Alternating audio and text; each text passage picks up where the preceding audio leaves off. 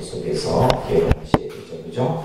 그래서 부처님이 저 도솔천으로부터 내려왔던 모습을 우리는 도솔레이상이다. 7페이지 보시면 따라합니다. 도솔레이상. 룸비니 동산에서 탄생하는 장면을 우리는 비랑강생상 이렇게 얘기했습니다. 비랑강생상.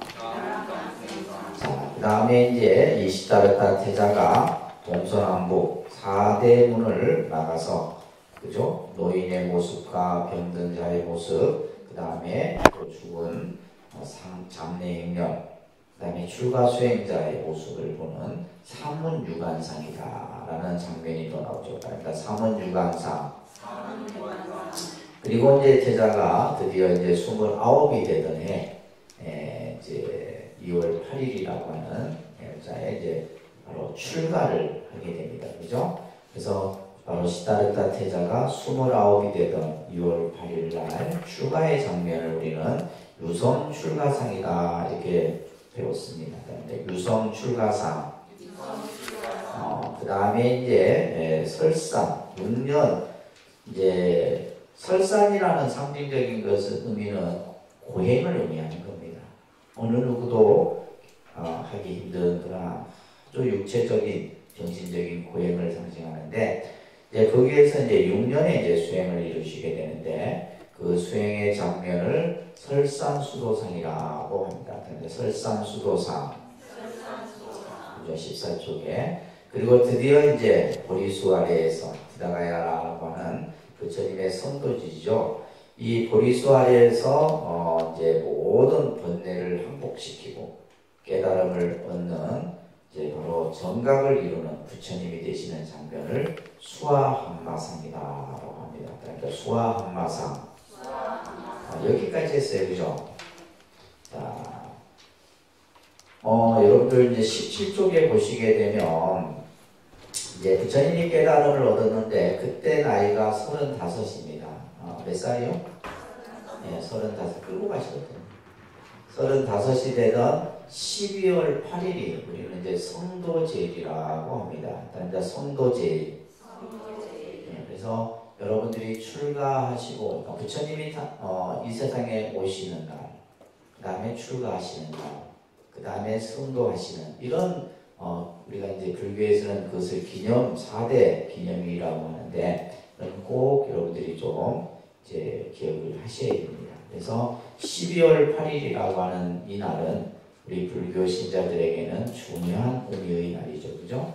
바로 이 부처님이 이제 뭐 탄생을 하고 또 예를 들면 출가를 하더라도 깨달음을 이루지 않았다면 불교라는 종교는 이 세상에 존재하지 않았다는 거예요.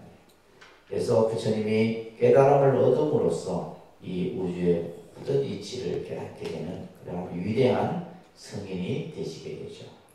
그런데 이제 17쪽에 보시게 되면 여기에서 이제 또 하나의 장면이 나오는데 그 장면이 뭐냐면 인도의 창조신인 범천이라고 하는 신이 등장을 하게 돼요. 이 범천이 부처님이 깨달음을 얻은 것을 봤죠.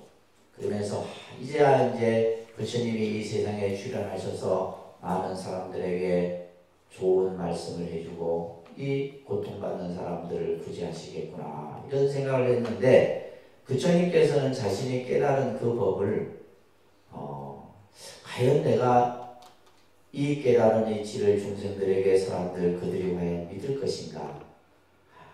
아무래도 나는 그냥 나 혼자 이 깨달음에서 머물러야 되겠다 이런 생각을 하게 됩니다. 이때 이제 하늘의 신인 범천이 부처님께 법을 설해 주기를 청하는 이 이제 장면이 나오는데 3번에 걸쳐서 부처님께 간청을 합니다. 자, 그 이제 장면 속에서 이제 등장하는 경전 구절인데 이건 중요한 구절이 있어요, 그죠? 중생들의 근기는 각각 다르리라는 구절부터 끝까지 같이 소리내서 한번 읽습니다. 자, 시작.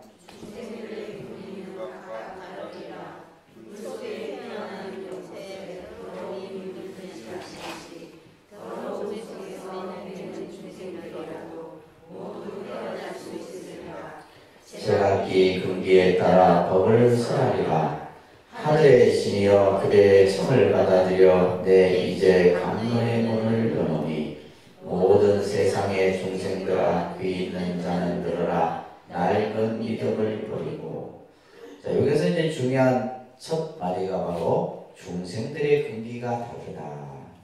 근기라는 말을 지난주에 잠깐 설명드렸었는데, 근기라고 하는 말은 우리가 사람이 가지고 있는 뭐요? 적성, 그죠? 능력, 자질을 의미하는 겁니다.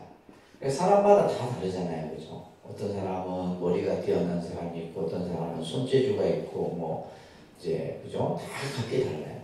이해하는 정도도 다르고. 그것을 이제 불교에서 많이 쓰는 말이 바로 이 근기라는 말입니다. 근기. 그래서 부처님 우리 불교의 가르침은 근기에 따라서 이제 법을 설하는 거예요. 다시 말해서 뭐예요? 듣는 사람에게 맞춰지는 거죠. 우리가 쉽게 말해서 이제 맞춤식 이제 그러한 이제 설법들이 이루어지게 되는데, 그 설법을 우리가 이제 대기설법이라고 합니다. 그러니까 대기설법. 대기설법. 부처님의 설법은 다 대기설법입니다. 대기라는 말은 근기에 맞춰서, 근기에 상대해서 법을 설한다, 이런 뜻이에요. 자, 우리가 이제 연꽃이라고 하는 비유가 나오는데, 이 연꽃은 더러움에 물들지 않는 청정성을 가지고 있죠.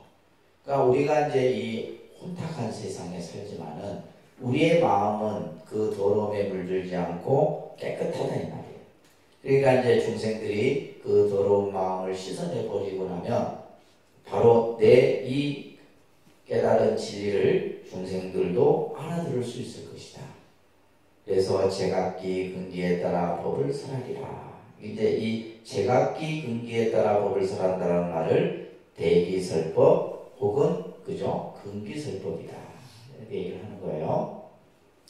그러면서 하늘의 신이여 그대의 정을 받아들여 내 이제 감노의 문을 여는다. 감노의 문. 부처님의 설법을 감노에 비유해요. 감노라는 것은 단 이슬이에요. 그러니까 마치 갈증이 났는데 그 아주 그냥 이슬 한 방울에 그러한 그 감노와 같은 것이 바로 중생들의 마음을 아주 그냥 그 갈증을 해소시키는 것 같은.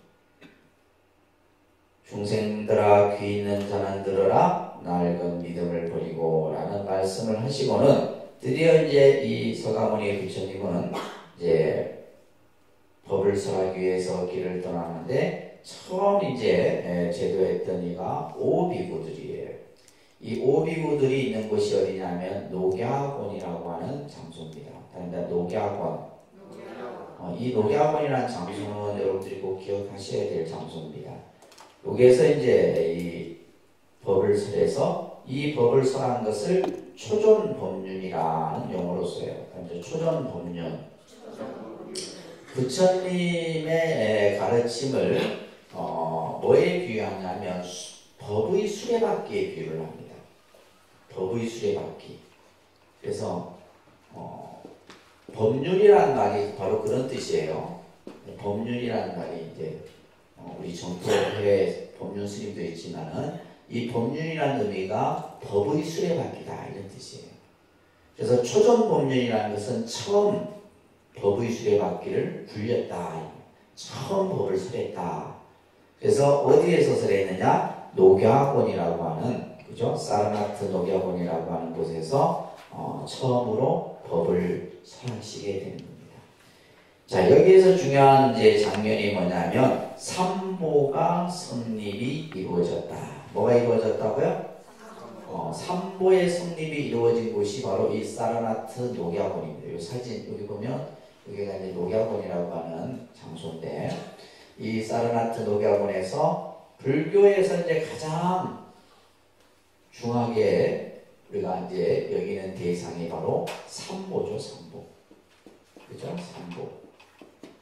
우리가 삼보하면 여러분들 불, 그죠?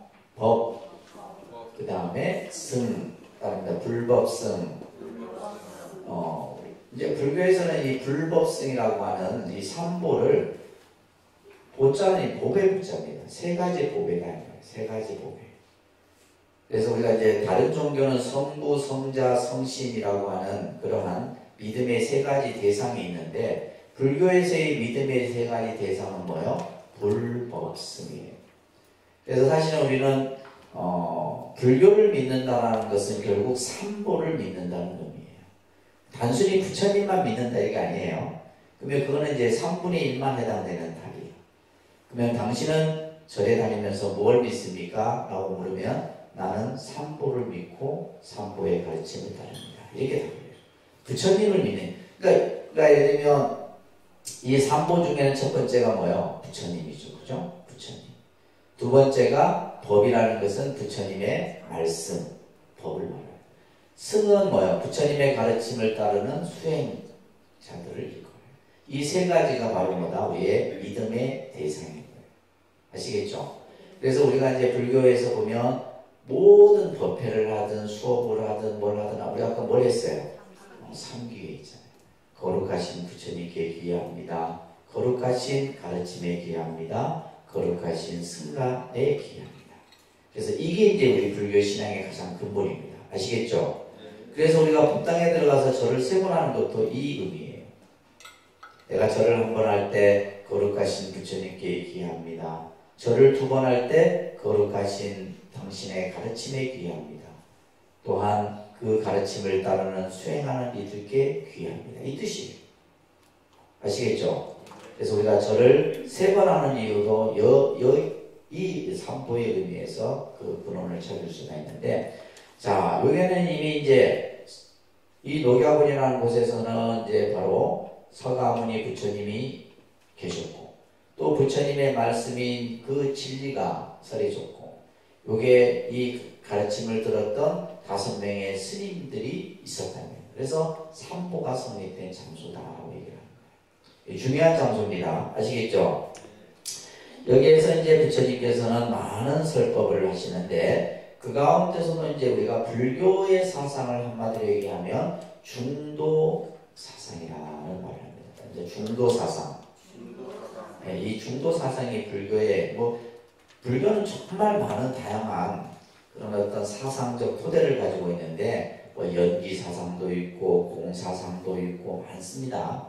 엄청나게 많은 다양한 교설들이 있는데 그 가운데 핵심이 되는 개념이 바로 이 중도의 설법이에요.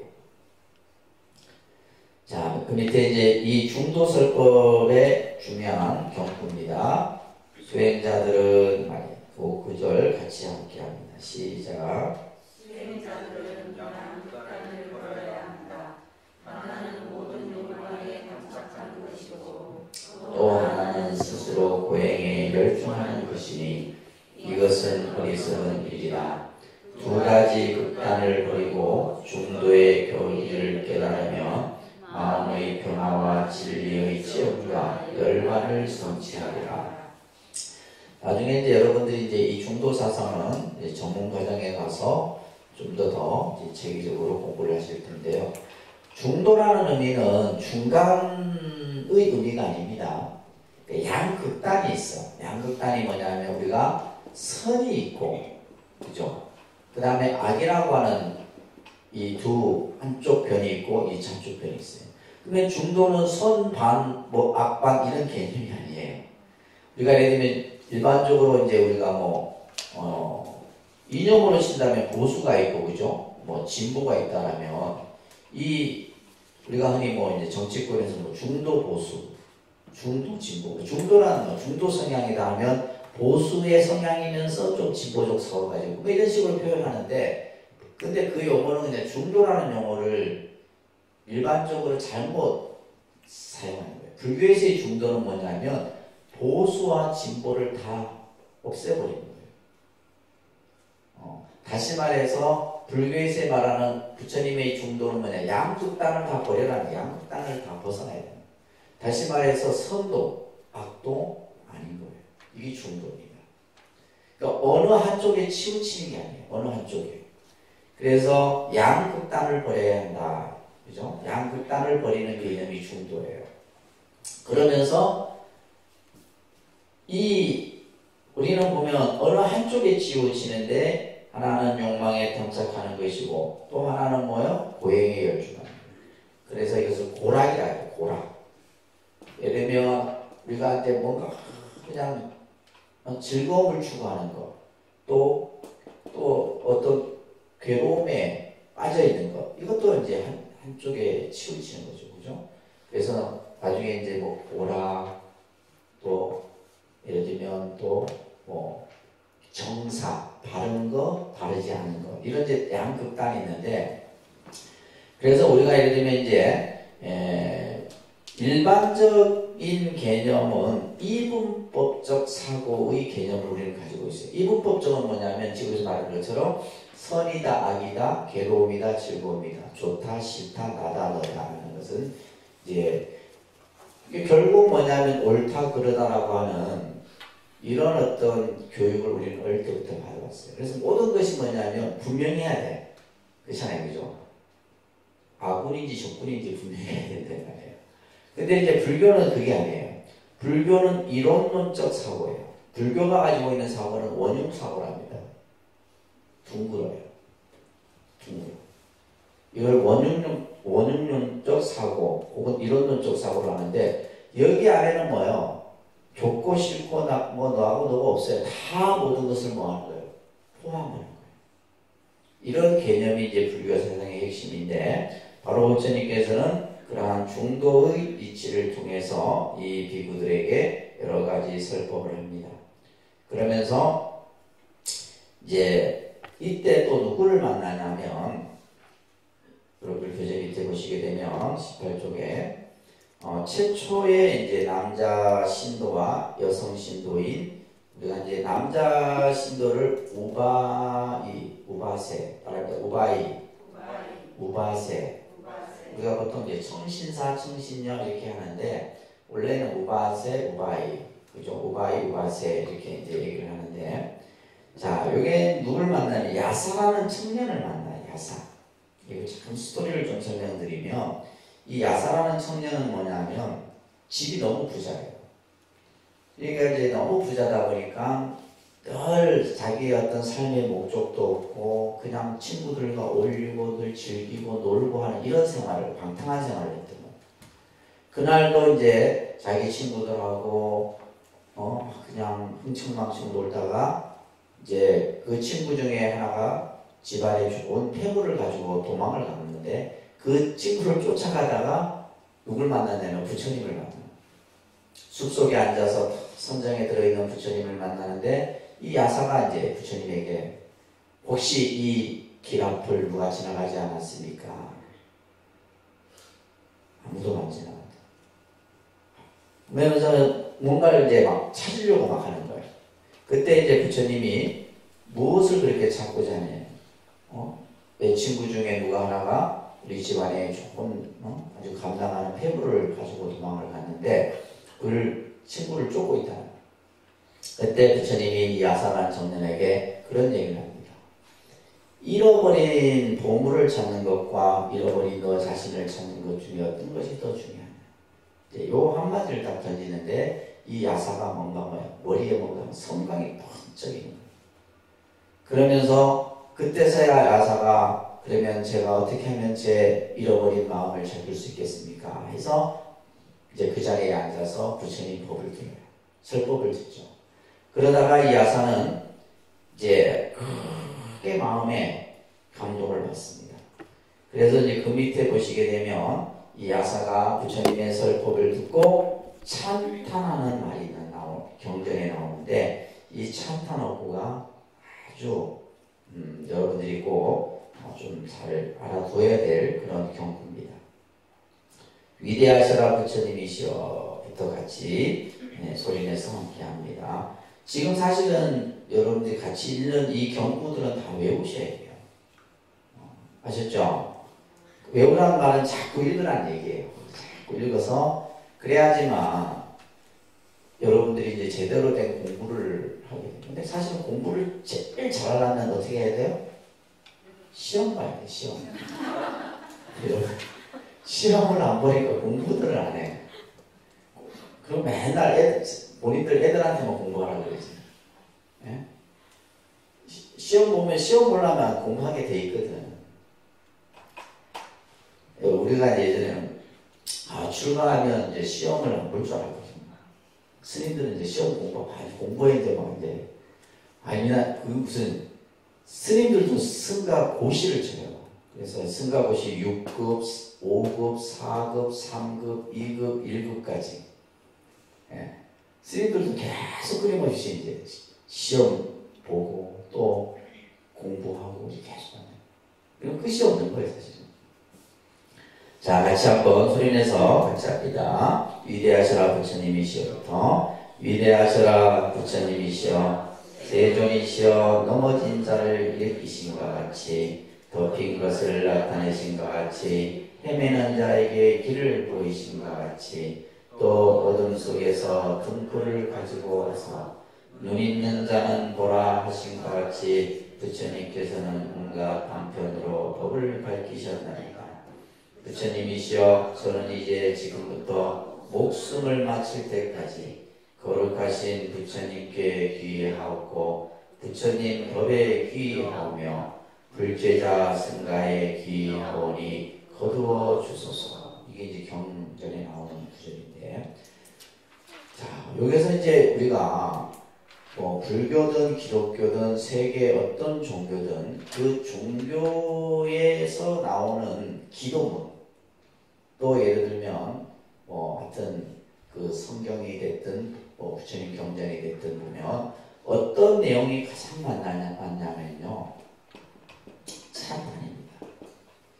종교의 기도문은 99%가 찬탄이에요. 아시겠죠? 여러분들 그 신행지 가지고 있는 내용 뭔지 모르죠? 다 찬탄하는 내용이에요. 다 찬탄. 누굴 찬탄해? 부처님의 공덕을 찬탄해요.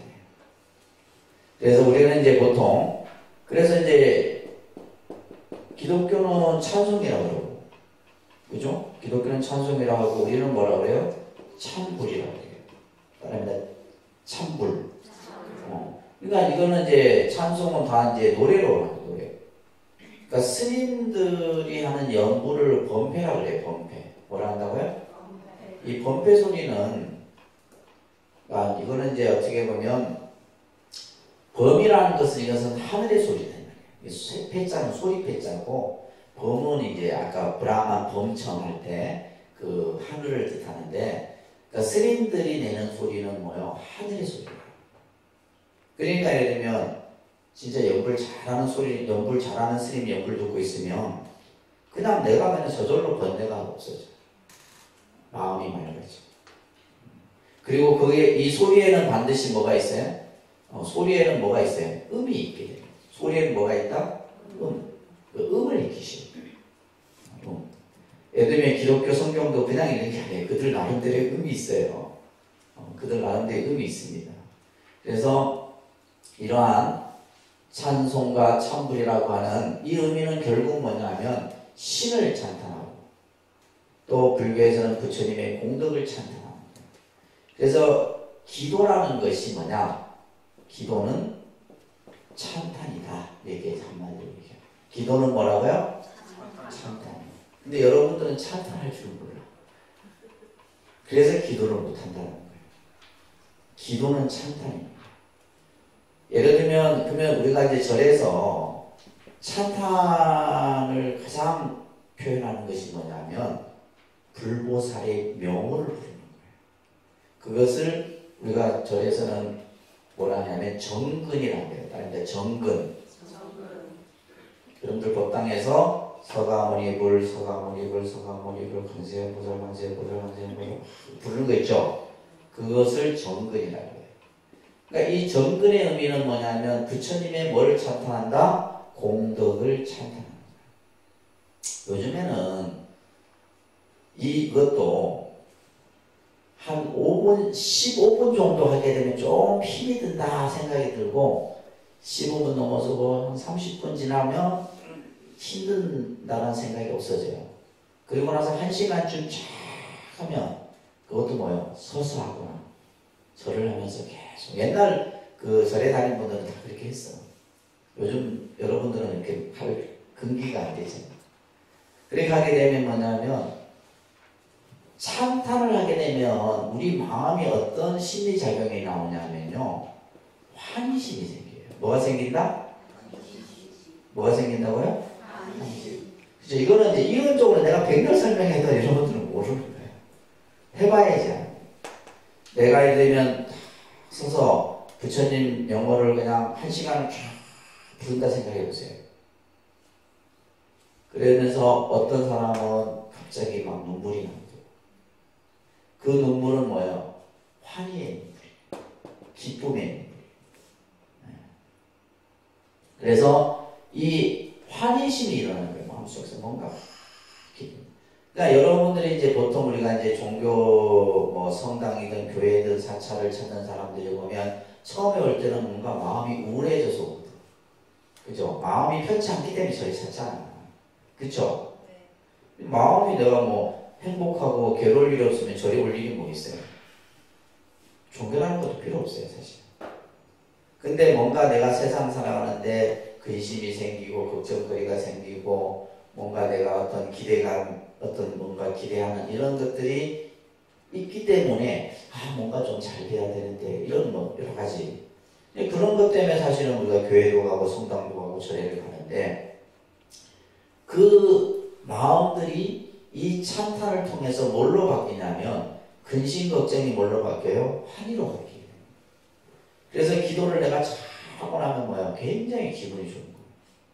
실질적으로 그렇습니다.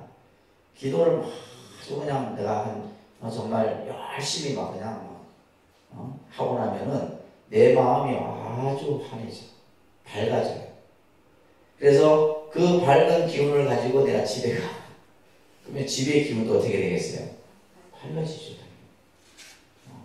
그러니까 우리 사람은 결국 뭐냐면 사람이 가지고 있는 이 에너지, 우리가 이제 이걸 말로 하면 기. 이 기의 활동인 거예요. 내가 부처님의 공덕을 찬탄하는 그 기를 계속 만들어내게 되면 내 마음속에는 환희로움이 생겨요. 그 환희로운 마음이 내가 가게 되면 이제 그러고 나서는 막 집에 가서도 막 짜증나는 일이 있어도 짜증이 잘 안 낸다. 그러니까 이런 어떤 아주 단순한 논리예요. 아시겠죠? 그래서 기도는 뭐다? 찬탄이다. 근데 이제 우리는 찬탄을 할 줄 모르니까. 그러니까 이제 교인들 봐보세요. 기도할 때 보면 그냥 하늘에 계신 우리 아버지 하나님을 엄청 찬탄을 잘하잖아요. 엄청 잘합니다. 근데 여러분들은 막상 절에 와도 할 게 없는 거예요. 사실이 있는데 그것이 찬탄인지 무슨 참인지 발언인지 모르니까. 그래서 잘 배우셔야 돼요. 지금 이 야사가 찬탄하는 말을 보세요. 이 아주 전형적인 찬탄 표현입니다. 위대하셔라 거룩하신 부처님, 그죠? 이런 거예요. 자, 여러분들 신행집에 가지고 계시죠? 신행집 맨 뒤에 보시면 발언문이라고 하는 내용들이 쭉 있어요. 발언문.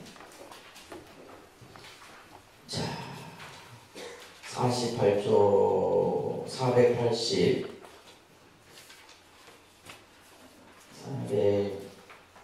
80쪽에 나오는데 여러 가지 발언문들이 나와요. 그죠? 486쪽에 한번 보세요.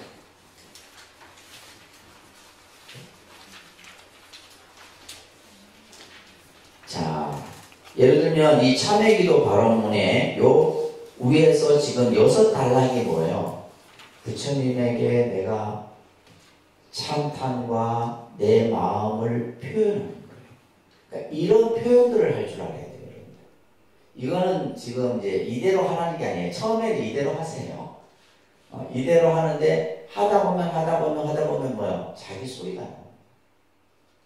아시겠죠? 알겠습니까? 그러면서 우리가 예를 들면 이런 걸 할 때는 그냥 책을 읽듯이 하면 안 되고 뭐가 입이 돼야 돼요? 감정이 돼요. 감정. 그래서 그것도 그냥 하루아침에 되는 게 아니라 많은 시간 동안 여러분들이 하셔야 돼요. 여기서도 이제 우러러 살피었건대 진야의 태양은 찬란히 빛나었고 법성의 바다는 끝없이 넓고 깊어 온 중생을 윤택케 하시며 부처님을 찬탄합니다. 이런 식으로 이제 이 바로문 첫 구절에 보게 되면 그런 찬탄의 말씀들이 서려지고 있어요. 한번 읽어보세요. 아시겠죠?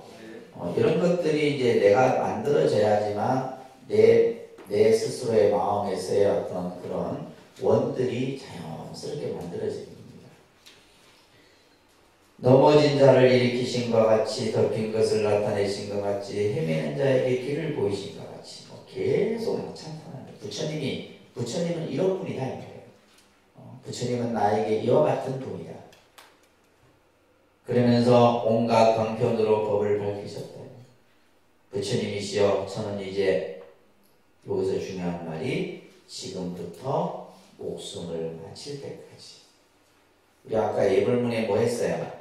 지심기명례라는 말 했죠. 그죠? 지심기명례의 의미가 이거예요. 내가 내 모든 것을 당신께 드리겠습니다. 이런 바칩니다. 이런 뜻이에요. 엄청난 말을 지금 여러분들은 아무 그거 없이 하고 있잖아. 그러니까 지심기명례가 바로 귀명이라는 말이 내 목숨을 모든 것을 다 당신께 드리겠다. 우리가 예를 들면 가장 소중한 게 목숨인데 내 목숨을 당신께 드리겠다는 내 모든 것을 드리겠다는 거와 마찬가지거든요. 우리가 이제 보면 귀의라는 말이 있어요. 한자로 쓰면 귀자가 돌아갈 귀자예요. 획수가 좀 많습니다. 의지할 자예요. 그런데 귀의. 아까 우리가 이제 삼귀하 했잖아요. 그죠? 귀의한다. 귀의한다라는 돌아가 의지한다. 이런 뜻이에요. 돌아가 의지한다. 그 다음에 귀명이라는 말이 있어요. 아까 우리 지신귀명 했죠. 그죠? 이때는 명자는 내 목숨을 당신께 다 바칩니다. 그래서 아까 지신귀명례가 그런 뜻이에요. 그래서 보통은 이제 우리가 스님들이 지신기명을 할 때 지신기명례 이런 식으로 음이 다 안에 들어요. 그런 식으로 통도사 같은 데 예불 같은 데 가서 들으시면 굉장히 한이롭습니다. 그래서 이러한 귀의 기명이 우리는 뭘로 얘기하냐면 나무라는 뜻이에요. 무슨 뜻? 나무아미 가불나무 관세음 보살 할 때 이 나무라는 의미가 귀, 귀명 이런 뜻이에요. 용어들 자꾸 익히셔야죠. 그죠? 이런 용어들이. 그래서 지금 이 야사 청년도 삼보에게 그죠? 귀의를 하는 거예요. 부처님과 부처님의 법과 불제자 승가의 귀의. 그러면서 마지막 구절이 거두어 주소서. 이거는 내가 출가를 허락해달라는 거예요. 그래서 이 야사 청년이 출가를 합니다. 그러니까 부처님 당시 때는 이 삼보에 귀하는 것만으로도 바로 이제 출가가 스님이 되는 거예요. 그리고 나서 이제 이 야사 청년이 부처님을 자기 집으로 모셔요. 자기 집으로. 부처님이시여 여기에서 멀지 않은 곳에 저희 집이 있습니다. 부처님께 공양을 드리고 싶습니다. 해서 이제 이 야사가 부처님을 모시고 집으로. 근데 대문을 두드리자 엄마 자기 아버지 어머니가 이제 딱 있는데 이 아버지 어머니가 부처님을 보는 순간 그대로 절을 합니다. 그대로 절을 하면서 그러면서 이제 이미 뭐요 아주 그냥 젊은 시절에 방탕하게 생활하고 그냥 그랬던 자기의 아들이 스님이 딱 되어 있는 모습으로 나타났어요. 그러자 이 야사의 아버지 어머니가 바로 부처님의 불제자가 되는 거예요. 그래서 우리가 최초에 뭐가 된다? 우바세, 우바이. 우바세, 우바이. 네, 바로 우바세는 남자 신도래요. 우바이는 여성 신도를 말해요. 우바세, 우바이가 최초의 야사의 아버지 어머니가 되게 됩니다. 그리고는 이제 야사가 출가한다는 얘기를 듣고는 야사 친구들이 5, 60명이 이제 출가를 합니다. 같이. 그래서 이 이제 처음으로 이 오비부와 야사를 비롯해서 50명의 제자들을 모아놓고 그 다음에 이제 여러분들이 꼭 기억해야 될 최초의 전도 선언이 설해지게 돼요. 전도라는 말. 우리는 지금 전도라는 말 안 쓰죠. 이 전도라는 말이 원래 불교 용어입니다. 근데 우리는 불교 용어를 우리 건 안 쓰고 없는 것 같아 쓰고 보면. 그러니까 이 용어라는 것이 누가 먼저 선점해서 쓰고 그것이 보편화되면 자기 언어가 되는 거예요.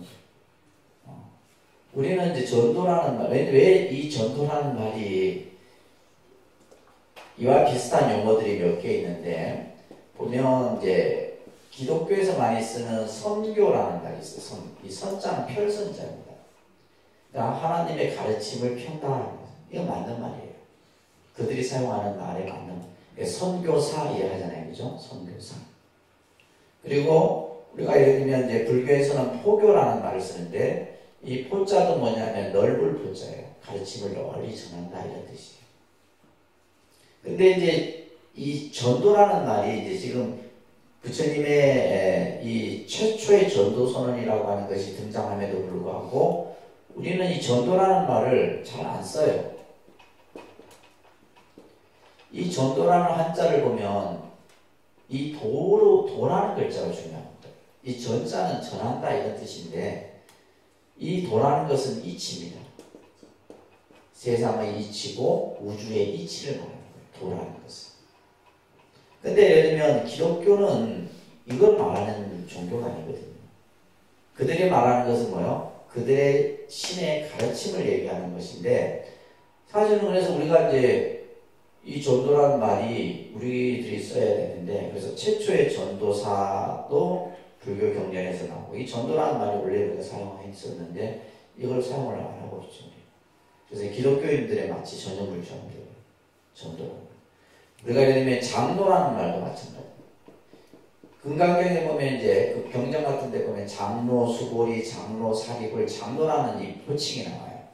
장로는 뭐냐면 나이가 많고 덕이 있는 이들을 장로라고 해요. 그래서 이제 기독교에서는 이제 장로급 때문에 이제 굉장히 그죠? 나이도 있고 뭔가 이렇게 기여도가 있는 이들을 장로급에 하는데 우리는 이걸 안 쓰고 있잖아요. 실제 이제 부처님의 제자들을 거의 장로에 해당되는 호칭으로 경전에서 불리고 있거든요. 이런 것들도 용어들이 많습니다. 자, 최초의 전도서는 여기에서 나오는 우리가 공부해야 될 내용이 좀 많습니다. 같이 한번 읽을게요. 소리내서. 수행자들아, 나는 신과 인간들의 온갖 속박으로부터 자유롭게 되었다. 그대들도 신과 인간들의 온갖 속박으로부터 자유롭게 되었다. 수행자들아, 자 이제 전도 보교의 길을 떠나라. 많은 사람들의 이익을 위하여 행복과 안락을 위하여 세상을 불쌍히 여기고 사람들과 신들의 이익과 행복과 안락을 위하여 떠나가라. 두 사람이 한 길로 가지 마라. 수행자들아, 처음도 좋고 중간도 끝도 좋다. 뜻에 맞고 조리 있는 말과 표현으로 법을 잘 나타내는 부족한 법을 살아라. 또 원망 부족하고 청정한 행동을 보여주어라. 수행자들아, 나도 또한 법을 살아기 위하여 우르벨라 장군촌으로 가리라. 자, 5분 쉬었다가 내용 설명드릴게요.